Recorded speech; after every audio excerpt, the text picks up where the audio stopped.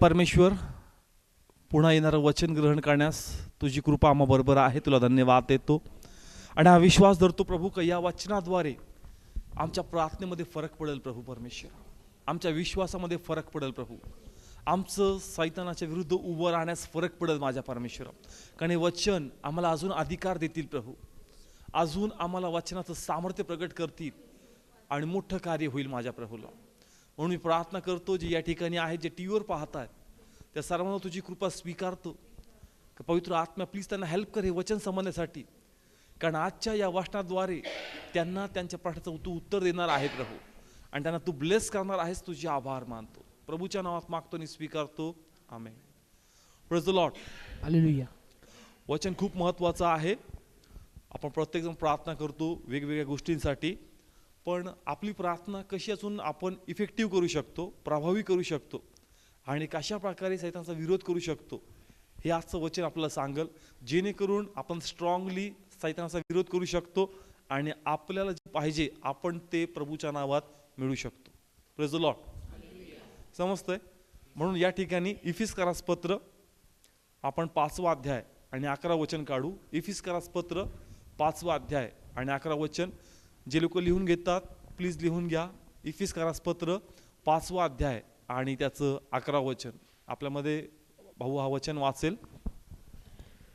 आणि अंधाराच्या निष्फळ कर्मांचे भागीदार होऊ नका. किया का सेट? ओके. हां. आणि अंधाराच्या निष्फळ कर्मांचे भागीदार होऊ नका, तर त्याऐवजी त्यांचा निषेधच करा. ओके. नाव जसं आपण वचन वाचलं या ठिकाणी, काय वाचलं आपण? बायबल काय सांगता आम्हाला? काय करा?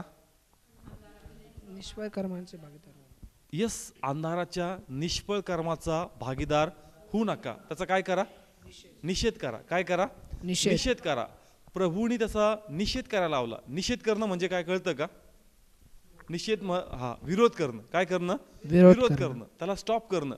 पण जर ॲम्प्लिफाईड बायबल तुम्ही वाचलं, त्याच्यामध्ये लिहिलंय की 3 गोष्टीबद्दल सांगितलंय. निषेध करणं किंवा अडवणं किंवा काढून टाकणं. 3 गोष्टीबद्दल सांगितलंय. निषेध करणं किंवा अडवणं किंवा काढून टाकणं. कोणाला? अंधाराला. कोणाला? अंधाराला. निष्फळ कर्माचं तुम्हाला भागीदार व्हायचं नाही. आता अंधार कोणाला दर्शवतं? सैतानाला आणि सैतानाच्या कामांना. अंधार कशाला दर्शवतं? सैतानाला आणि सैतानाच्या कामाला. त्याला अंधार मानतात. बायबल सांगतं का त्याचं भागीदार तू होऊ नको. त्याचं भागीदार तू होऊ नको. आता या वचनाचे 2 अर्थ आहेत, पण या ठिकाणी मी तुम्हाला सेकंड अर्थ सांगणार आहेत. अंधाराच्या कर्माचं भागीदार होऊ नको. आता अंधार कशाला दर्शवतो? सैतानाला आणि सैतानाच्या कामांना. अशा सैतानाच्या अनेक गोष्टी आहेत का तो त्या आपल्या जीवनात लादण्याचा प्रयत्न करतो, पण बायबल सांगतं का तुम्ही ते स्वीकारलं नाही पाहिजे, तुम्ही ते आपल्यात घेतलं नाही पाहिजे, तर तुम्ही त्याचा विरोध केला पाहिजे, त्याला अडवलं पाहिजे आणि वेळ आली तर त्याला काढून पण तुम्ही फेकलं पाहिजे. Praise the Lord. समजतंय का?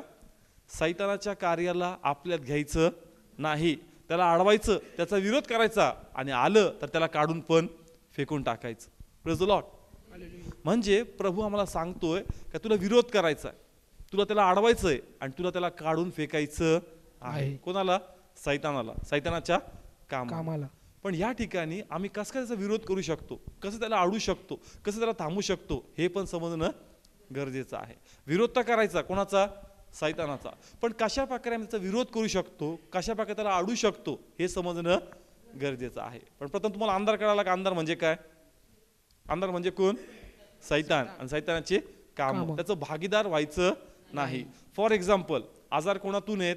सैतानातून.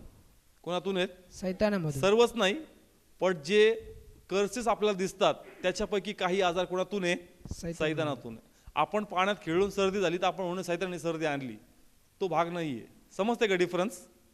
सगळेच आजार सैतानातून नाहीये. काही आपल्या चुकीमुळे जे आलं त्याला सैतान हे नाहीये, रिस्पॉन्सिबल नाहीये. पण काही आजार ज्याच्यामध्ये आपण काहीच केलं नाही तरी पण तो आहे, तर तो कोणाकडून आहे?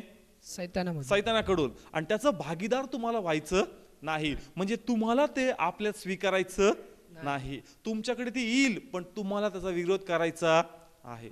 समजतंय? सेकंड पॉइंट, अंधार एक्सप्लेन करतो म्हणजे तुम्हाला वचन कळल का नेमकं काय सांगायचं आणि कसा विरोध करायचा.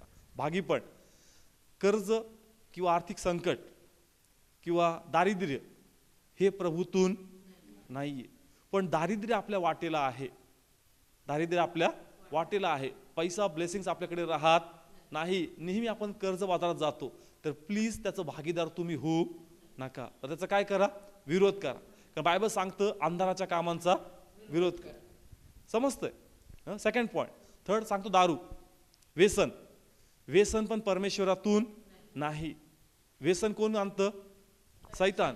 कारण व्यसन कोणत्या स्वरूपात येतं? मोहाच्या. कोणत्या स्वरूपाचे येतं? मोह.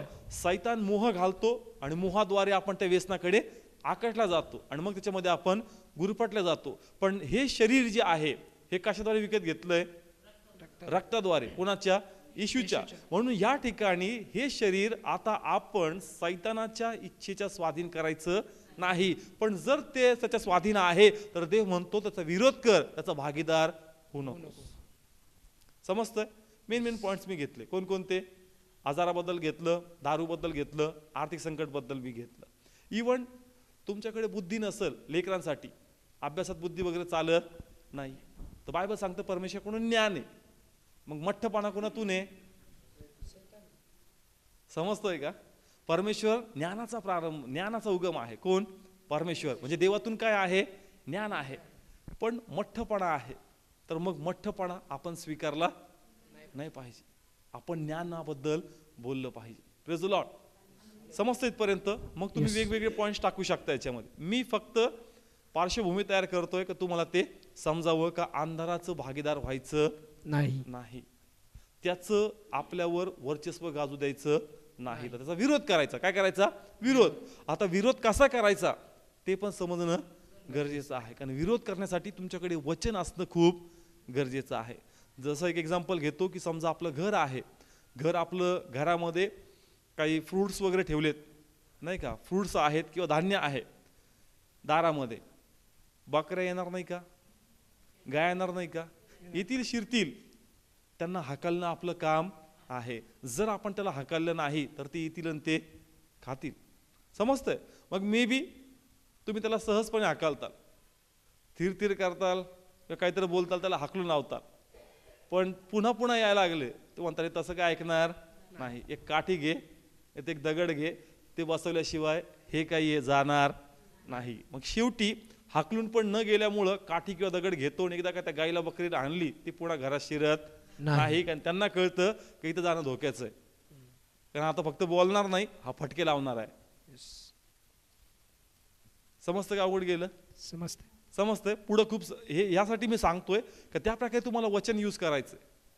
समजतंय का? घर आपलं आहे, घरात धान्य पडलंय किंवा काही खाण्याचे पदार्थ आहे, बकरी किंवा गाय ती हाईक मांडल्याने, थीर मांडल्याने ती काय जाणार नाही. ती 5 मिनिटं जाईल पुन्हा येईल, 5 मिनिटं जाईल पुन्हा येईल. पण शेवटी काय करतो आपण? संतापून लाकूड घेतो, तर काहीतरी घेतो हातात मारायला, एकदा तिला फटका दिला मग ती फिरत नाही. फटका देणं गरजेचं आहे. पहिले आपण अडवतो, थांबवतो, पण ते काय ऐकत नाही, मग शेवटी त्याला हाकलूनच लावावं लागतं. समजतंय? समजतंय इथपर्यंत? म्हणजे आपल्याकडे लाकूड किंवा काही ना काय असं पाहिजे त्याला मारण्यासाठी. कारण ज्या प्रकारे ती बकरी किंवा गाय ऐकत नाही, सैतानाचं पण असंच काही आहे का तो आपलं पण काय ऐकत नाही. काहीतर त्याला मारायला आपल्याकडे पाहिजे, काहीतर त्याला बोलावं म्हणून आपल्याकडे पाहिजे. समजलं इथपर्यंत? कटअप गेला पॉइंट. बकरीला हाकललं जाती का? गाईला हाकललं जाती का? नाही जात. मारल्याशिवाय ती काही जात नाही आणि मारण्यासाठी आपल्याकडे काहीतरी पाहिजे. सैतानही सहजरित्या आपल्या जीवनातून जाणार नाही. त्याला मारण्यासाठी, त्याला विरोध करण्यासाठी, त्याला अडवण्यासाठी आमच्याकडे काहीतरी पाहिजे आणि ते आहे प्रभूचं वचन.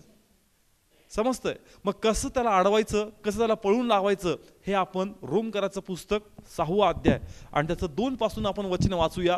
हे वचन देवाच्या आत्म्याने आपण समजूया.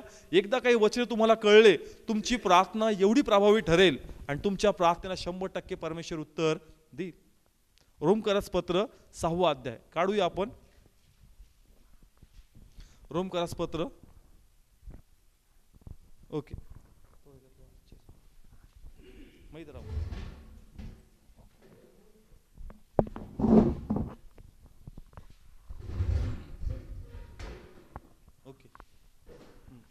ओके, आता जी वचनं आपण घेतोय, बायबल ओपन केली सर्वांनी.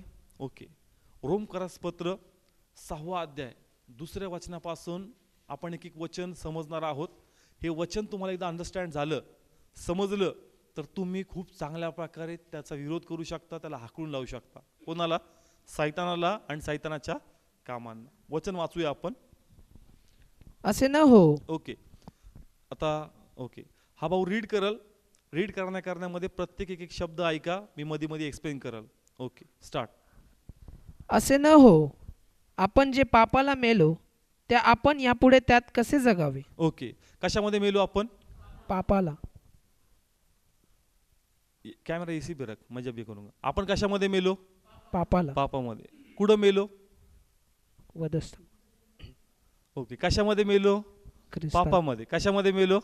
पापामध्ये. पण हे पाप कोणामध्ये मेलं? येशूमध्ये. आणि कुठं मेलं? वधस्तंभावर. समज इथपर्यंत. ओके, पुढे रीड कर. जितके आपण ख्रिस्त येशूमध्ये बाप्तिस्मा पावलो तितके सर्व त्याच्या मरणामध्ये बाप्तिस्मा पावलो, हे तुम्हाला माहीत नाही काय? ओके, नाव काय सांगतं बायबल? जितके आपण कोणामध्ये बाप्तिस्मा पावलो? येशूमध्ये. जितके आपण येशूमध्ये बाप्तिस्मा पावलो तितके आपण त्याच्या मरणामध्ये बाप्तिस्मा पावलो. नाही समजलं? सेम होत नाही. रीड कर, रीड कर. जितके आपण ख्रिस्त येशूमध्ये बाप्तिस्मा पावलो तितके सर्व त्याच्या मरणामध्ये बाप्तिस्मा पावलो. ओके, मग आपला बाप्तिस्मा कशात झालाय? ख्रिस्तामध्ये. ख्रिस्तामध्ये. आणि ख्रिस्ताचा बाप्तिस्मा जसं सांगतं की जितका आपण ख्रिस्तात बाप्तिस्मा घेतला, आपण त्याच्या वधस्तंभावर जसं तो मेला, त्याच्या मेलेल्यात आपण बाप्तिस्मा घेतलेला आहे. समजतंय? ओके, आता काय शब्द वापरला? जितक्यांनी ख्रिस्तात बाप्तिस्मा घेतला तितक्यांनी त्याच्या कशात बाप्तिस्मा घेतला? मरणामध्ये. मरणामध्ये. कशामध्ये? मरणामध्ये. आता मरणाचा बाप्तिस्मा म्हणजे काय? पापाला मरणे. कशाला मरणं? पापाला. मरणाचा बाप्तिस्मा म्हणजे पापाला मरणं. समजतंय? पापाला मरणं, फक्त पापच नाही, आजाराला मरणं, दारिद्र्याला मरणं, व्यसनाला मरणं, संकटाला मरणं. समजलं? ओके, रीड करू पुढं, मग मी एक्सप्लेन करतो अजून सिंपल वेने. तर आपण बाप्तिस्म्याकडून त्याच्याबरोबर मरणात पुरले गेलो, अशासाठी की जसा ख्रिस्त बापाच्या महिम्याने मेलेल्यांमधून उठवला गेला तसे आपणही जीवनाच्या नवीनपणात चालावे. Praise God. बघा, खूप सुंदररित्या वचन आहे. पुन्हा पुन्हा हे वचन मनन करा. इथं लिहिलं का आपण कोणात बाप्तिस्मा घेतला? येशूमध्ये. मग येशू मरण पावला, त्याच्या मरणात आपला बाप्तिस्मा झाला, बरोबर? जसं तो मेला, त्याच्यामध्ये कोण मेलं? आपण, आपला जुना मनुष्य. समजतं? याची उपमा पॉलने बाप्तिस्म्याला दिली. कशाला? बाप्तिस्म्याला. आपला काय वाटतं बाप्तिस्मा म्हणजे काय? फक्त पाण्यात बुडणं म्हणजे बाप्तिस्मा. पण बाप्तिस्मा म्हणजे काय? आपल्या अंतःकरणात पश्चाताप करणं, हे कबूल करणं, प्रभू मी नाही तर माझ्यासाठी तू वधस्तंभावर मेला आणि तुझ्यामध्ये मी मेलो. समजतंय का? बाप्तिस्मा म्हणजे काय? बाप्तिस्मा म्हणजे फक्त पाण्यात बुडणं नव्हे. पॉलच्या हिशोबाने बाप्तिस्मा म्हणजे का तुमचा जुना मनुष्य ज्या ख्रिस्त वधस्तंभावर मरतो, तर तो नाही मरत, तुमचा जुना मनुष्य घेऊन तो वधस्तंभावर मरत आहे. आणि तो बाप्तिस्मा येशूमध्ये तुमचा झालेला आहे. मग हा बाप्तिस्मा तिथपर्यंतच मर्यादित नाहीये, तर पुढं पॉल म्हणतो का ज्या प्रकारे तो मेला त्याच्यामध्ये तुमचा जुना मनुष्य मेला, पण पुढं ज्या प्रकारे तिसऱ्या दिवशी तो उठला त्याच्यामध्ये तुमचाही नवीन जन्म झालेला आहे. Praise the Lord. आणि म्हणून तो म्हणतो की यापुढे नवीन जीवनात चाला, नवीन जीवनाच्या मार्गात तुम्ही चाललो पाहिजे. Praise the Lord. समजतोय का बॅप्टिझमचं मीनिंग काय? ऍक्च्युअल बॅप्टिझमचा अर्थ काय? बाप्तिस्मा म्हणजे वधस्तंभावर तुमचं जुनं जीवन संपणं आणि प्रभूच्या पुनरुत्थानात तुमचं नवीन जीवन सुरू होणं, याला म्हणतात बाप्तिस्मा. Praise the Lord. समजतंय? बघा, खूप हे समजणं गरजेचं आहे. समजलं का? कारण तुम्हाला विरोध करायचा आहे. कोणाचा? सैतानाचा. आणि विरोध करण्यासाठी वचनाचा तुमच्याकडे स्ट्रॉंग बेस पाहिजे. वचन जेवढं चांगलं समजल, चांगला फटका तुम्ही त्याला मारू शकता आणि त्याला पळून लावू शकता.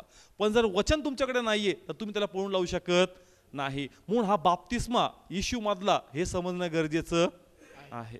का तो मेला, त्याच्यामध्ये आमचा जुना मनुष्य मेला, आमचे पाप मेले, आमचे आजार मेले, आमचं व्यसन मेलं, आमचं दारिद्र्य मेलं, आमचं अपयश मेलं. सर्व निगेटिव्ह गोष्टी, सर्व नकारात्मक गोष्टी वधस्तंभावर येशूमध्ये मेलेल्या आहेत. पण येशू मेलाच का? येशू तिसऱ्या दिवशी जिवंत पण झालेला आहे. आहे. मग ज्या प्रकारे मरणामध्ये आम्ही त्याच्याबरोबर संयुक्त आहोत, तर मग जिवंतपणामध्ये पण आपण त्याच्याबरोबर संयुक्त आहोत की नाहीयेत? येशू उठला का नाही? उठला. मग येशू पापात उठला का पवित्रतेत उठला? पवित्रतेत. पवित्रतेत उठला, गौरवी शरीरात उठला, वैभवात उठला. मग येशूमध्ये आपण पण नवीन जीवनात उठलोय, आपण ब्लेसिंग्समध्ये उठलोय, आपण निरोगी शरीरमध्ये उठलोय. आणि म्हणून या ठिकाणी त्यांनी शब्द वापरला का इथून पुढे तुम्ही काय लिहिलं तेवढं रीड कर.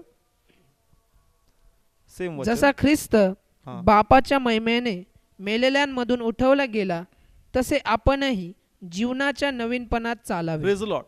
जीवनाच्या नवीनपणात चालावे, जीवनाच्या नवीनपणात चालावे. नवीनपण कशामध्ये? नवीनपणात. मग नवीनपण कोणासारखं? ख्रिस्तासारखं. कोणासारखं? ख्रिस्तासारखं. ख्रिस्त आजारमय शरीरात नाही उठला, वैभवी शरीरात उठला. समजतंय? आजार त्यांनी मारून टाकले आणि निरोगी शरीरात तो उठलेला आहे. समजतंय? हा बाप्तिस्मा आपल्या समोर असणं गरजेचं आहे. आणि बायबल सांगतं की तुम्ही नवीन जीवनात चाला, तुम्ही जुनं जीवन स्वीकारू नका. आणि म्हणून इफिस पहिलं आपण वचन घेतलं का तिथं लिहिलंय का अंधाराच्या निष्फळ कर्माचं भागीदार होऊ नको. का भागीदार होऊ नको? समजतंय का इथं? कारण तुमचं जुनं जीवन त्यांनी वधस्तंभावर संपवलेलं आहे. मग तू का भागीदार आहे? तू त्याला का स्वीकारलं? तुला त्याला विरोध करणं गरजेचं आहे. आणि विरोध करण्यासाठी तुला तुझा बाप्तिस्मा आठवणं गरजेचं आहे. Praise the Lord. आपल्याला काय वाटतं बाप्तिस्मा ख्रिस्ती लोकांमध्ये ही अर्ली म्हणजे स्टार्टिंगची पद्धत आहे. प्रभूमध्ये नवीन नवीन येतो बाप्तिस्मा घेऊ लागतं, पुढे आपलं जीवन सुरू होतं. बरोबर आहे तुमचं. पण बाप्तिस्मा जर तुम्ही रोज आठवला तर तुमच्या अवतीभोवती सैतान कधी फिरणार नाही. कारण याला कळल का यांनी ॲक्च्युअल बाप्तिस्मा कशा प्रकारे घेतलाय आणि याला सत्य माहीत आहे का. कारण लोक पद्धत म्हणून बाप्तिस्मा घेऊन टाकतात. नाही, असं करावं लागतं, घेऊन टाकू बाप्तिस्मा. घ्यायचा म्हणून घेऊ नका. या बाप्तिस्माद्वारे तुम्हाला काय अधिकार प्राप्त होतात हे समजणं गरजेचं आहे. आणि हे का एकदा तुम्हाला कळालं, तुम्ही रोज बाप्तिस्माची घोषणा स्वतःबद्दल केली पाहिजे का त्या वधस्तंभावर मी देवाबरोबर संयुक्त होतो, माझं जुनं शरीर मेलंय, माझ्या जुन्या गोष्टी मेल्यात, नवीन जीवनात प्रभूमध्ये मी या नकारात्मक गोष्टी स्वीकारत नाही. स्वीकारत नाही. कोणत्या? अंधाराच्या गोष्टी. समजलं का? अवघड गेलं? ओके. आता एक एक पॉईंट घेतो म्हणजे इझिली कळल. आजार, शरीरात आजार आहे. मे बी थायरॉइड असेल, मे बी कॅन्सर असेल, मे बी मूळव्याधाचा आजार असेल, मे बी दुसरा कोणत्या प्रकारचा आजार असेल. समजतंय? ख्रिस्ती लोक आहेत, प्रभूचा स्वीकार केलाय, तरी पण शरीरामध्ये आजार आहे. मग प्रभूचा स्वीकार नाही केला का? केला. वधस्तंभाची माहिती नाही आहे का? माहिती. पण देव म्हणतो त्याचा विरोध केलेला नाहीये. तुला या ठिकाणी आपल्या शरीरात लपून बसलेल्या आजाराच्या विरुद्ध पुरावा घेऊन बोलायचंय का ऐक कॅन्सर, ऐक मूळव्याध, ऐक डायबिटीज, ऐक HIV एड्स, ऐक जो ही प्रकारचा आजार तू आहे, मी तुला माझ्या शरीरात स्वीकारत नाही. तर मी या ठिकाणी वधस्तंभाची घोषणा करतो का येशूमध्ये माझा आजारमय मनुष्य मेलेला आहे. त्याच्या पुनरुत्थानात त्यांनी मला गौरवी निरोगी शरीर दिलेलं आहे. मी ते शरीर स्वीकारतो, मी तुला स्वीकारत नाही. Praise the Lord. समजतंय का? तुम्ही जे बोलताय फक्त बोलायचं म्हणून बोलत नाही, तुमच्या बोलण्यामध्ये प्रभूच्या वधस्तंभाचा आधार आहे. Praise the Lord. आणि मग तुम्ही या प्रकारे बोलणार, तुम्ही ज्या त्याचा विरोध करणार, त्या आजाराला तुमच्यामधून पळून जावं लागणारच. आणि जर तुम्ही चेक कराल तुमचा रिपोर्ट 100% चेंज तुम्हाला सापडेल. Praise the Lord. समजतंय का? यस, तुम्ही या प्रकारे विरोध करा, या प्रकारे त्याला अडवा, त्याच्या संगती बोला, त्याला पळून लावा, तो पळणार. पण आपण हसण्यावर घेतलं, आपण हे वचन सिरियस नाही घेतलं, तर कदाचित तो आयुष्यभर तुमच्यात राहील, तुमचं जीवन उद्ध्वस्त करून टाकेल. आणि आपण म्हणू नाही आजार देवाच्या गौरवासाठी आला होता. समजतंय का?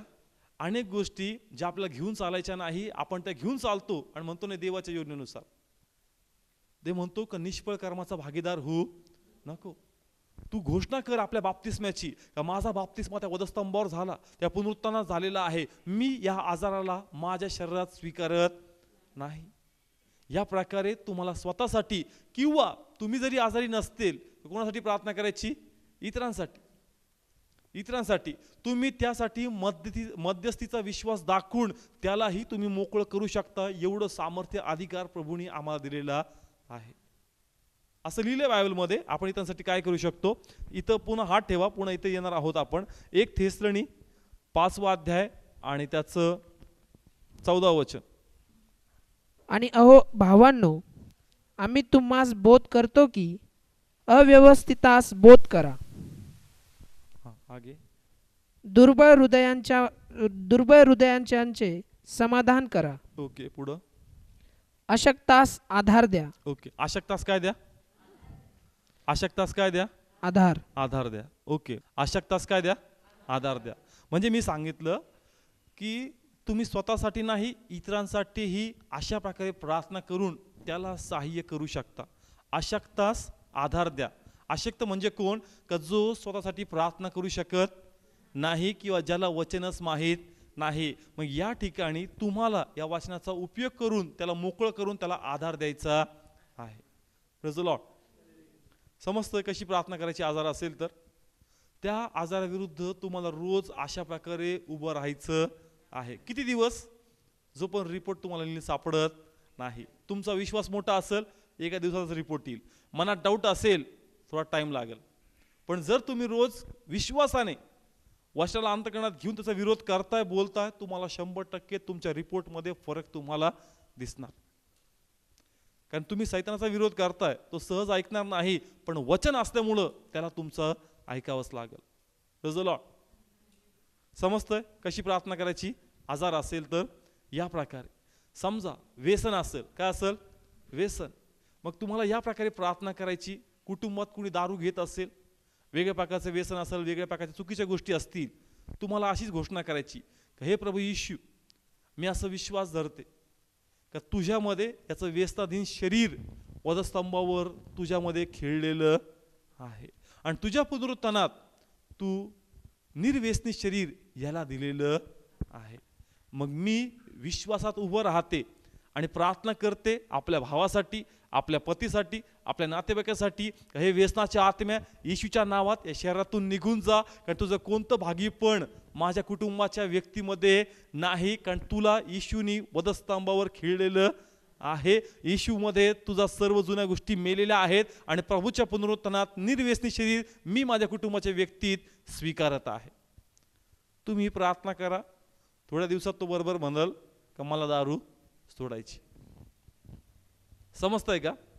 कारण तुम्ही त्याच्यामध्ये लपून बसलेले आहात. अशुद्ध आत्म्याचा प्रभाव नाहीसा करता. कारण तुम्ही घोषणा करता का मला सत्य माहीत आहे आणि मी या प्रकारे प्रार्थना करून माझ्या कुटुंबाला जो व्यसनाधीन आहे त्याला मी मोकळं करू शकतो.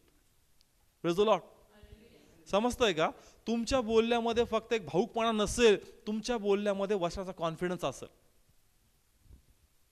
समजतंय का. रडल्याने काही नाही भेटणार, पण वचन बोलल्याने सर्व काही भेटणार आहे. वचन समजून घेऊन करण्यात अधिक आम्हाला ब्लेसिंग्स भेटणार आहे. म्हणून बाप्तिस्मा, वधस्तंभी बाप्तिस्मा आणि पुनरुत्थानात नवीन जीवन हे समजणं खूप इम्पॉर्टंट आहे. कारण याद्वारे आम्ही त्या व्यसनाचा विरोध करू शकतो. त्या व्यसनाच्या दूर आत्म्याला आम्ही पळून लावू शकतो. कारण आम्हाला माहिती आहे का तुला ऑलरेडी येशूने वधस्तंभावर मारलेलं आहे. प्रभूने जे नवीन शरीर दिलंय त्याच्या गौरवासाठी दिलेलं आहे. तुला आम्ही आमच्या व्यक्तीत स्वीकारत नाही. त्याला जावंच लागल. तो दिवस येईल का तो स्वतः म्हणल का मला बदलायचं आहे. आम्ही लोकांमध्ये जातो, प्रार्थना करतो. ड्रिंक केलेले लोक पण प्रेयर म्हणतात की प्लीज प्रे करा का मला ही दारू सोडायची. ड्रिंक करून आला काय म्हणतो मला ही दारू. कोण देतं हे मन त्याला. कोणतरी ताकद द्यायला लागलं ना त्याला.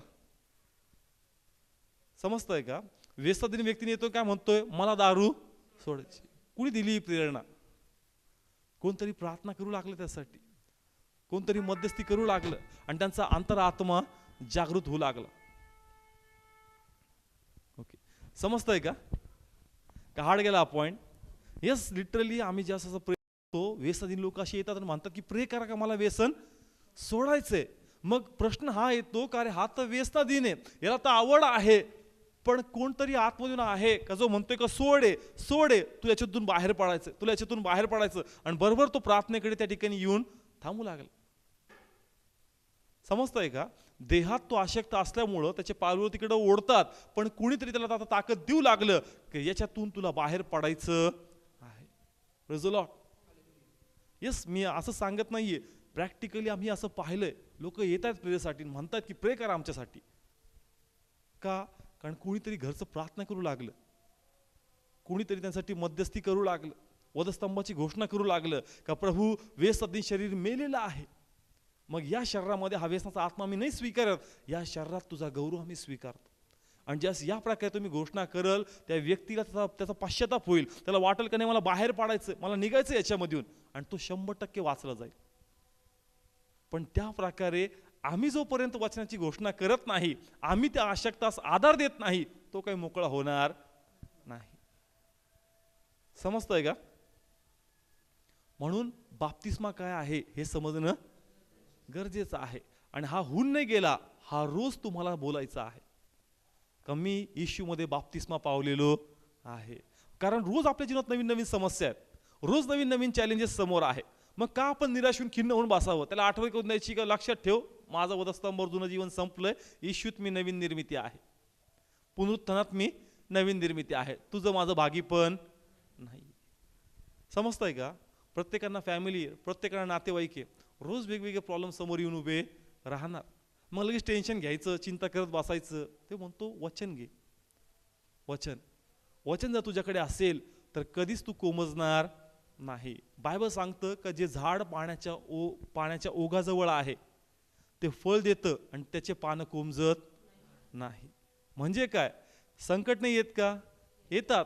वारं नाही येत का? उंची तीव्रता नाही वाढत का? वाढती. पण झाड काही पत्ते काही कोमजत नाही, कारण पाण्याचा पुरवठा आहे, पाण्याचा पुरवठा आहे. त्याच प्रकारे वचनाचा पुरवठा जर तुमच्या अंतःकरणात आहे तर सैतान जेही तुमच्या समोर घेऊन उभा राहिला भीती वाटणार नाही. पण तुम्ही रेटून बोलताल का ऐक निघून जा, मला सामर्थ्य प्रभूचं पुनरुत्थानाचं माहीत आहे. Praise the Lord. समजतंय का? प्रार्थना करा. जर कोणी व्यसनाधीन व्यक्ती असं तुमच्या जीवनामध्ये तुमच्या कुटुंबामध्ये आहे तर त्याला धिक्कारू नका. देवाने त्याला आधार द्यायला लावलाय. पण कोणता आधार? बॉटल आणून द्यायचा नाही. कोणता आधार? वचनाचा, प्रार्थनेचा. लोकांचा आधार वेगळ्या प्रकारचा आहे.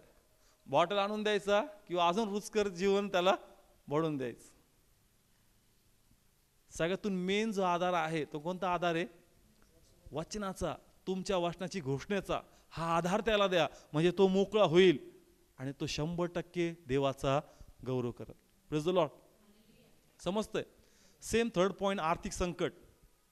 तुमची गरिबी कुणी मारली? येशूनी. कुठं? वधस्तंभावर. आणि त्यांनी तो म्हणला का नवीन जीवनात चाला. मग नवीन जीवन प्रभूने आम्हाला दिलंय ते गरिबीत जगण्यासाठी दिलं, दारिद्र्यात राहण्यासाठी दिलं का धनवंतेत जगण्यासाठी दिलंय? धनवंतेत. मग जर माझ्या कुटुंबात कर्ज आहे, माझ्या कुटुंबात पैसा टिकत नाही, माझ्या कुटुंबात आर्थिक संकट आहे, तर ऐक सर्व दारिद्र्याच्या शापा मी तुला माझ्या कुटुंबात ॲक्सेप्ट करत नाही. मी आज्ञा करतो माझ्या विरोधातून निघून जा. मला माहिती आहे का वधस्तंभावर येशूनी तू जो माझ्यामध्ये होता तुला त्यांनी तिथं मारलंय आणि त्याच्या पुनरुत्थानात त्यांनी नवीन जीवन मला दिलेलं आहे. असं बोलावं लागल. मी जे तुम्हाला सांगतोय एक एक गोष्ट फोडून का सांगतोय की तुम्ही असं बोला. फक्त ऐकताल ना वर्क नाही होणार, ते घ्यावं लागल. बघा झाड कुठं लावलेलं असतं? जमिनीमध्ये, बरोबर. पाणी टाकलं, पाणी वाहून गेलं तर झाडाला ताकद भेटेल का? मातीला पाणी शोषून घ्यावं लागतं जेणेकरून ती झाडाला पाणी देईल. सेम तसं आहे. तुम्ही वचन सगळे ऐकतायत, इथं टीव्हीवर सगळे ऐकताय, ऐकताल फक्त वर्क नाही होणार. आतमध्ये घ्याल तर ते काम होईल, बोलाल तर ते काम होईल, नाही तर काम होणार नाही. समजतंय का? आपण काय मानतो? चेक डॅम मानतो, नाही पाणी अडवलं पाहिजे, वाहून गेलं तर काहीच उपयोग होणार नाही. सेम वे वचन फक्त कानावर पडून नाही जमणार, ते अंतःकरणात घेणं आणि त्यावर उभं राहणं खूप गरजेचं आहे. जे जे सांगतोय ते करून बघा, कारण मी मनाचं नाही सांगत, जे प्रभूने प्रगट केलं आणि त्याच प्रकारे मी प्रार्थना करतो. रोज त्या वधस्तंभाची स्वतःसाठी आणि सर्व ख्रिस्ती विश्वासासाठी घोषणा करतो का जुनं जीवन वधस्तंभावर मेलेलं आहे. प्रभूच्या पुनरुत्थानात आम्ही सर्व नवीन निर्मिती आहोत आणि सर्व चांगले आणि ब्लेसेड आशीर्वाद आम्ही स्वीकारतो.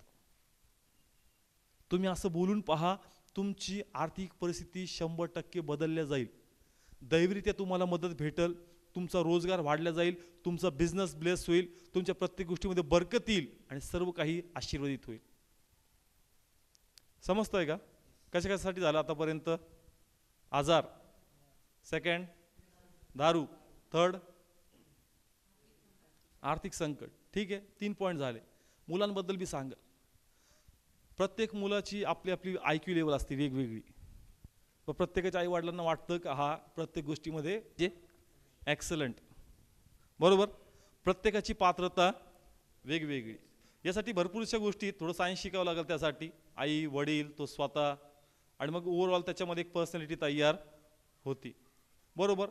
पण सगळ्यांचीच अशी इच्छा असते का तो 100% एक्सेलेंट पाहिजे, पण कधी काही तसं दिसत नाही. एका क्लासमध्ये सगळ्यांचेच पहिले नंबर येत नाही. मग लोक म्हणतात मग आमच्या लेकरांचा लास्ट का, पहिला का नाही? ते पण बरोबर आहे, पण मी जे म्हणतोय ते पण बरोबर आहे. समजतंय? आता काही गोष्टी बदलू शकत नाही, पण काही गोष्टी वचनाद्वारे आपण बदलू शकतो.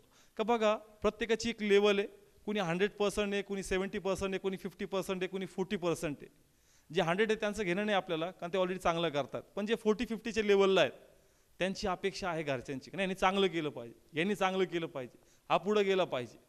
बरोबर आहे, पण तो त्याचे प्रयत्न जेवढे आहेत तेवढे तो करतो. त्याची जेवढी लिमिट आहे तेवढं तो घेतो, आणि रिझल्ट जेवढा येतो तो समोर आणतो. त्याच्या पलीकडे तो काही जाऊ शकत नाही. बरोबर? समजतंय का? लिमिट आहे प्रत्येकाची. अभ्यास नाही करतो का? करतो ना अभ्यास, पण लिमिट आहे. हाही 3 घंटे अभ्यास करतो, मी 3 घंटे अभ्यास करतो. हा 80-90% पाडतो, मी 40-45 पाडतो. एकच पुस्तक आहे, एकच अभ्यास आहे, पण काय लेवल वेगवेगळी आहे. आता मी माझी लेवल काही वाढू शकत नाही. मी प्रयत्न करतो, टक्कर मारून मारून 50-55 पर्यंत जातो, त्याच्या पुढे काही मी जात नाही. पण या ठिकाणी अनेक लोक डिस्करेज होऊन जातात. पण या ठिकाणी पुन्हा आम्हाला आपल्या लेकरांसाठी वधस्तंभाची घोषणा करायची आहे. का हे प्रभू, सर्व मंदपणा, सर्व कमकुवतपणा माझ्याही लेकराचा वधस्तंभावर तुझ्यामध्ये मेलेला आहे, आणि तुझ्या पुनरुत्थानात नवीन जे शरीर दिलं ते अत्यंत टॅलेंटेड आहे प्रभू, ते अत्यंत विजडमवालं आहे प्रभू, ते चांगलं मेमोरी पॉवरवालं आहे प्रभू. आणि ते शरीर, ते माइंड, ती मेमोरी मी माझ्या मुलांमध्ये मुलींमध्ये स्वीकार. आणि मग तुमची प्रार्थना त्याला इम्प्रूव्ह करेल, आणि चमत्काररित्या तो पण ॲक्सिलेंट होऊन जाईल. Praise the Lord. असंच बोलत नाही जोक म्हणून, करून बघा. समजतंय का? ज्ञानाचा उगम कोण आहे? परमेश्वर. आणि परमेश्वरात आमचा नवीन जन्म झाला. मग प्रभूने जे नवीन शरीर दिलंय ते मंद आहे, लो बॅटरी पॉवर आहे, कॉन्सन्ट्रेट नाही करत, असं शरीर आहे का? नाही. प्रभूतून जे शरीर आहे ते परिपूर्ण शरीर आहे. मग त्याच्यात चांगली मेमोरी आहे, त्याच्यामध्ये चांगलं ॲक्सिलेंट डोकं आहे. ते आपण स्वीकारायचं, ते आपण बोलायचं आपल्या लेकरांसाठी. Praise the Lord. हार्ड गेला का पॉइंट? समजतंय का? या प्रकारे तुम्हाला घोषणा करायची तुमच्या मुलांसाठी, का प्रभू याच्यातला जो मंदपणा आहे, हा कॉन्सन्ट्रेट नाही करत, ह्याचं लक्ष लागत नाही, हा भलतीकडेच असतो, प्रभू हे सर्व वधस्तंभावर आल्हडपणा तुझ्यामध्ये मेलेला आहे, आणि तुझ्या पुनरुत्थानात याला नवीन शरीर प्राप्त झालेलं आहे. जे चांगलं स्कोर करणार, जे चांगलं पर्सेंट आणणार, त्याच्या माइंडमध्ये भरपूर काही असणार, त्याचा विवेक जागृत राहणार. हे शरीर, हे माइंड, हे थॉट, हे विचार मी माझ्या मुलांमध्ये मुलींमध्ये प्रभूच्या नावात स्वीकारतो. आणि तुमची ही प्रार्थना तुमच्या मुलांना ॲक्सिलेंटकडे घेऊन जाईल, कारण तुम्हाला त्यांना आधार द्यायचा आहे, फक्त नावं ठेवण्यात वेळ घालायचा नाही. समजतंय का? ह्या वेळेने प्रार्थना करा आणि बघा त्यांच्यात इम्प्रूव्हमेंट कसं येईल.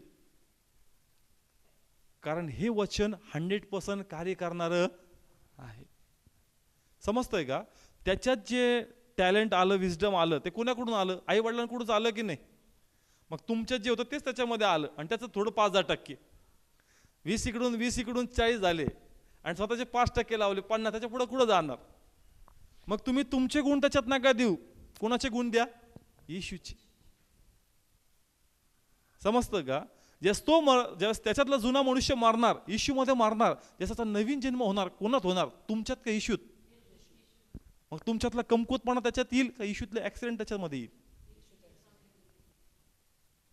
समजतंय का? आई वडील काय करतात, स्वतः काही हेच घेत नाहीत, सगळं रिस्पॉन्सिबल त्या मुलाला. अरे त्याच्यात जे जीन्स गेले तुझेच गेले ना, मग तुझ्यात जेवढं होतं तेवढं त्याच्यात गेलं, थोडं 10-15% त्यांनी प्लस केलं किंवा मायनस केलं, त्याच्या पुढं तो काय करणार? पण त्याचा नवीन जन्म तर स्वीकार त्या पुनरुत्थानामध्ये, म्हणजे त्याच्यात प्रभू येशूचे ॲक्सिडेंट येईल आणि तो परिपूर्ण असेल. समजतंय का? ह्या वेळेने प्रे करणं खूप गरजेचं आहे, मग मुलांची बुद्धी वाढेल. नाही तर फक्त एक्झामच्या पहिले आणायचं म्हणायचं करा प्रार्थना. काय प्रार्थना करा? तुला प्रार्थना करायची तुझ्या मुलांसाठी, वचन वाचून वचन सांगून. समजतंय का? आणि मग म्हणतो की भरपूर प्रार्थना झाली आणि त्यासाठी योबाची भूमिका आज पुष्कळ आई वडील घेत नाही. योब स्वतः उठून मुलांसाठी अर्पण द्यायचं आणि प्रार्थना करायचा, पण आज ती पण जबाबदारी आई वडील घेत नाही. समजतंय का? दुसरं म्हणतात करा प्रेयर. तुम्ही काय करणार तुमच्या मुलांसाठी? योब तर जागृत राहिला पाहिजे का नाही? नाही दुसऱ्यांसाठी तर मुलांसाठी केलं पाहिजे की नाही? समजतंय का? पॉइंट हार्ड गेला का? योब मिसिंग होत चालले डे बाय डे. ज्या प्रकारे मोबाईल आला आणि मेमरी कमी झाली, प्रेयर लोक करणारे जास्त झाल्यामुळं आपली जबाबदारी सोडूनच टाकली आपण. पण योब जिवंत राहणं खूप गरजेचं आहे, जो उठून मुलांसाठी वेदी बांधायचं. मुलांसाठी प्रे करा या प्रकारे, नावं ठेवण्यात काही भेटणार नाही. वधस्तंभाची घोषणा करा, तो 100% एक्सलेंट होणार. Praise the Lord. समजतंय? ओके. जॉब भेटत नसतील, बिझनेस चालत नसेल, हीच घोषणा करायची, प्रभू माझं अपयश कुठं मेलं आणि तुझ्यामध्ये मला यश मिळालेलं आहे. बाय फेथ चांगली नोकरी, चांगला पगार, सॅटर्डे संडे ऑफ तुझ्या नावात मी स्वीकारतो, कारण येशूतून मला हे मिळालं. अरे पण एक पण कॉल नाही आलेला तुला, नसू दे, मी वचनाची घोषणा करतो, अपकमिंग डेजमध्ये मी जे बोललोय ते परमेश्वर पूर्ण करणार आहे. Praise the Lord.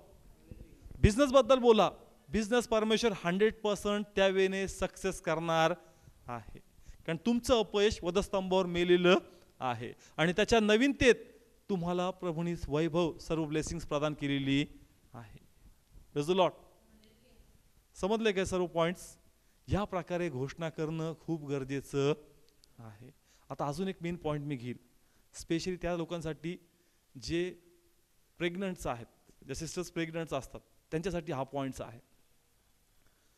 आई वडिलांचे वंश परंपरेचे जे बी कर्सेस असतात ते कोणाकडे येतात? मुलाकडे येतात, किंवा त्यांच्यातले जीन्स कोणामध्ये जातात? मुलामध्ये जातात. मग तो वाढणार बी कोणाप्रमाणे? आई वडिलांच्या गुणाप्रमाणे, बरोबर. मग त्यांच्यात जो घटक कमी असेल तो त्यांच्या मुलामध्ये येणार, बरोबर. पण तो गर्भात असतानाच त्याला आम्हाला बॅप्टाईज करणं गरजेचं आहे. का हे प्रभू, जे पोटचं फळ आहे याचंही जुनं जीवन त्या वधस्तंभावर संपलंय असा मी विश्वास धरतो आणि तुझ्या पुनरुत्थानात गर्भापासूनच याचं नवीनतेत मी जन्म स्वीकारतो. समजतंय का? फाईन प्रोडक्टच बाहेर येईल, नंतर टेन्शन घ्यायची गरज पडणार नाही. Praise the Lord. समजतंय का? या प्रकारे तुम्ही फक्त त्याला ब्लेसच नाही करत, तर त्याला आजारापासून, सैतानी हल्ल्यापासून तुम्ही त्याला वाचू शकता. समजतंय का? आणि ऐकायला भेटतं का मिसकॅरेज झालं, अबनॉर्मल झालं, वेगवेगळ्या गोष्टी येतात समोर आणि असं वाटतं की ते चाइल्ड लॉस झालं, पण त्याला आपण वाचू शकतो. कशा प्रकारे? या प्रकारे प्रार्थना करून, की हे प्रभू, जे काही पोटचं फळ दिलं त्या गर्भातच, कारण त्याचा जन्म ते कशातून झालाय? देहातून, बरोबर. मग त्याचं ओल्ड लाईफ वधस्तंभावर संपलंय आणि तुझ्या पुनरुत्थानात गर्भापासूनच त्याचा नवीन जन्म आम्ही प्रभूच्या नावात स्वीकारतो आणि 100% ते लेकरू ब्लेसेड राहणार आहे. Praise the Lord. यस, वचनाप्रमाणे तुम्ही करा, वचनाप्रमाणे तुम्ही बोला, परमेश्वर तुम्हाला ब्लेस करेल आणि तुमचे प्रत्येक मार्ग मोकळे होतील. रोज ही घोषणा करायची का माझं जुनं जीवन, जुन्या गोष्टी वधस्तंभावर येशूमध्ये संपलेल्या आहेत आणि त्याच्या पुनरुत्थानात प्रभूंनी सर्व नवीन गोष्टी मला प्रदान केलेल्या आहेत.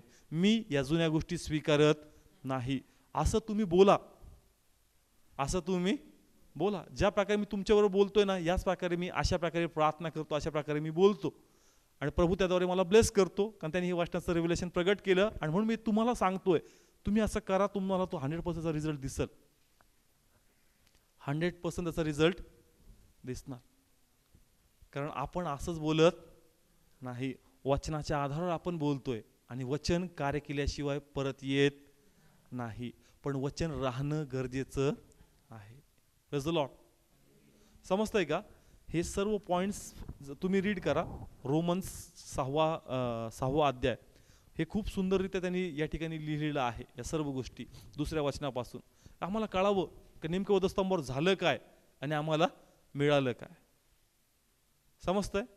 जुना जोही गोष्टी त्रास असेल, म्हणायचं की वधस्तंभावर तू संपला, माझं तुझं भागीपण नाहीये, मी तुला ऍक्सेप्ट करत नाही. तुम्ही आजारी आहात, तुम्ही गोळ्या खाताय, कुटुंबात दारू आहे, तरी तुम्हाला असं बोलायचंय, विरोध करत राहायचंय, त्याला पळावंच लागणार आहे. Praise the Lord. यस, तो दिवस येईल का तुम्ही रिपोर्ट नील घेऊन याल आणि म्हणताल की धन्यवाद येशू, रिपोर्ट नील आलेला आहे. बोगस साक्ष द्यायची गरज पडणार नाही. आपला परमेश्वर खरंच चमत्कार करणारा देव आहे. आपण समोर मांडूया का यस, मी दाखवतो का मी प्रभू येशू मध्ये पूर्ण बरा झालेलो आहे. समजतंय? ओके. अजून कोणाला काही क्वेश्चन्स आहेत का? समजा हा प्रॉब्लेम असेल तर मग कशी प्रार्थना करायची सांगा. अभ्यासाबद्दल झालं, बिझनेस बद्दल झालं, स्वभाव देखील. कोणाचा स्वभावाचा प्रॉब्लेम असतो की त्याच्यातला स्वभाव काही बदलत नाही. मग स्वभाव, निगेटिव्ह स्वभाव, भांडकुदस स्वभाव, मीपणा, गर्व, ॲटिट्यूड, रागराग करणं, निगेटिव्ह गोष्टी. मग कशी प्रार्थना? हे प्रभू, याचं जुनं शरीर, जुने विचार, जुना स्वभाव कुठं मेलाय आणि तुझ्या पुनरुत्थानात चांगलं मन, चांगले विचार, चांगली समज ह्या व्यक्तीमध्ये मी प्रभूच्या नावात स्वीकार. आणि बघा तुमच्या कुटुंबातल्या व्यक्तीचा स्वभाव 100% बदला.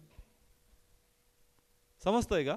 कारण येशूमध्ये वधस्तंभावर सर्व जुनं मेलंय. मग स्वभाव असो, निगेटिव्ह गोष्टी असो, विचार असो, तुमची वागणूक असो, सर्व मेलंय. पुनरुत्थानात तुम्ही नवीन निर्मिती आहात आणि तुम्ही सर्व चांगल्या गोष्टीचे येशूमध्ये भागीदार आहात. मग येशूमध्ये चांगला स्वभाव, चांगलं विचार, चांगलं मन आहे, ते स्वीकारा. तो व्यक्ती म्हणाल का मला बदलायचं, मला कंट्रोल राहत नाही, किंवा मी असं का वागतो, मी असं का बोलतो, मला समजत नाही. मस्तसाठी प्रार्थना करा. हे कधी घडल? जस तुम्ही त्यांना घोषणा करणार, तो अंतरात्म्यात करेक्ट होईल. कुणी ॲग्री करत नाही का मी चुकतो म्हणून, पण जस तुम्ही ही प्रार्थना करणार, त्याला आत्म्यातून जाणवल का मी कुठंतरी चुकत आहे. खूप मेन गोष्ट आहे. पुन्हा ऐका, कुणीच स्वतःची चूक कधी कबूल करत नाही. तो लगेच एक जोड वचन काहीतरी खिशातून काढणार का नाही, बघ हे असं नाही, असं आहे म्हणून मी तसा आहे. तो कधीच ॲग्री करणार नाही. पण कधी कधी त्याला जाणवतं नाही, अरे चुकतोय मी, दुसरं सांगितलं तर नाही घेणार, पण अंतर आत्म्यातून कोणतरी त्याला हलवतं. जास्त म्हणतो का नाही राव, मी बदललं पाहिजे, मी तर चेंज झालं पाहिजे, माझ्या गोष्टी बदलल्या पाहिजे. पण कधी होतं, कुणीतरी जास्त प्रार्थना करतं का जुना स्वभाव प्रभू येशू मेलाय, नवीन स्वभाव मी स्वीकारतो, आणि मग त्याच्यामध्ये तो नवीन स्वभाव अंकुर फोडू लागतो आणि जुन्या गोष्टी त्या पळून जाऊ लागतात. समजतंय का? काय हार्ड झाले ते पॉइंट? करून पहा, केल्याशिवाय रिझल्ट दिसणार नाही. आणि जास्त तुम्ही करताल मग हे वचन तुम्ही बोलल्याशिवाय राहणार नाही. कारण मी वारंवार इतक्या आवेशाने यासाठी बोलतोय की मी ते करून पाहिले, वचनाचा अनुभव घेऊन पाहिला, आणि जो इफेक्ट त्याचा आहे तो ऑसम आहे. म्हणून तुम्ही ऐकताय थोडंसं लेझीनेसमध्ये, पण जास्त तुम्ही कराल, एक्साइटमेंट असेल, कधी सांगतोय वचन, कधी सांगतोय वचन, का? कारण वचन त्याच्या प्रार्थनेमध्ये, त्याच्या जीवनामध्ये एक नवीन पॅशन आणणार. Praise the Lord. म्हणून करून बघा, देव तुम्हाला ब्लेस करा. ओके, आपण उभा राहूया. पित्या परमेश्वर, तुझे आभार मानतो प्रभू, तुला धन्यवाद म्हणतो पित्या. हे पित्या, जसं तू आज आम्हाला सांगितलं प्रभू परमेश्वर, का लॉर्ड वधस्तंभावर आमचं जुनं जीवन संपलंय आणि तुझ्या पुनरुत्थानात आम्हाला नवीन जन्म दिलेला आहे. आणि म्हणून तो म्हणतोस का तुम्ही नवीन जन्मामध्ये जन्मल्याप्रमाणे चाला. मग हे पित्या परमेश्वर, जर या ठिकाणी कोणामध्ये आजार असतील किंवा टीव्ही जे पाहतात त्यांच्यामध्ये कोणता आजार असेल, मी आज्ञा करतो काही सर्व आजारच्या दुष्ट आत्म्या, तुझं कोणतं भागीपण या शरीराबरोबर नाहीये, तर येशूमध्ये सर्व आजार त्या वधस्तंभावर मारण्यात आलेले आहे, सर्व शाप त्या वधस्तंभावर नाहीशी केलेले आहेत आणि त्याच्या पुनरुत्थानात गौरवी शरीर आम्हाला मिळलेलं आहे. मग आजार या शरीरामध्ये आम्ही स्वीकारत नाही. येशूच्या नावात आज्ञा करतो, या क्षणी या शरीरामधून पूर्णतः निघून जा आणि पूर्णतः हे शरीर आम्ही मोकळं करतो. प्रत्येक चापकांचं आरोग्याद्वारे तू बरं केलं, तुला धन्यवाद देतो लॉर्ड. प्रभू मी प्रार्थना करतो व्यसनाधीन व्यक्तीसाठी, सर्व व्यसनाचा आत्मा त्या वधस्तंभावर खेळला प्रभू आणि तुझ्या पुनरुत्थानात निर्व्यसनी शरीर तू आमच्या व्यक्तींसाठी दिलेलं आहे प्रभू. मग ऐक, सर्व व्यसनाच्या आत्म्या ज्या भावांमध्ये ज्या तरुणांमध्ये लपून बसला, तुला या शरीरात आम्ही स्वीकारत नाही. जरी त्यांना सत्य कळत नाही, पण कुटुंबीय नात्याने आम्हाला सत्य कळालं म्हणून आम्ही मध्यस्थी करतो या विश्वासाने का प्रभूने या वाचनाद्वारे आम्हाला अधिकार दिलेला आहे. आणि देव स्वतः म्हणतो ज्यांच्याकडे अधिकार नाहीये त्यांच्यासाठी तुम्ही मध्यस्थीद्वारे तुमचे अधिकार वापरा, अशक्त सशक्त करा. मग येशूच्या नावात सर्व लपून बसलेल्या व्यसनाच्या आत्म्या, दारूच्या आत्म्या, सिगरेटच्या आत्म्या, सर्व चुकीचं व्यसन येशूच्या नावात मी आज्ञा करतो, या क्षणी त्याच्या शरीराच्या विरोधातून निघून जा. तुमचं पूर्ण प्रभाव त्याच्या शरीरावर मी येशूच्या नावात बांधून नाश करतो. त्याचे मन विचार मी प्रभूच्या नावात मोकळे करतो. या शरीरातले सर्व त्या आकर्षणाची सवय मी बांधून नाश करतो.